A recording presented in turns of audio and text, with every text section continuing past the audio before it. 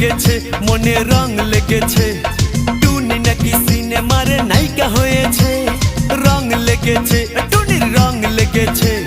টুনি নাকি সিনেমার নায়িকা হয়েছে সেই ছবিতে নায়ক নাকি থাকবে সাকিব খান ছবিটার নাম নাকি তুমি আমার জান টুনির জ্বালায় এবার আমার যাবে রে প্রাণ রং লেগেছে মনে রং লেগেছে টুনি নাকি সিনেমার নায়িকা হয়েছে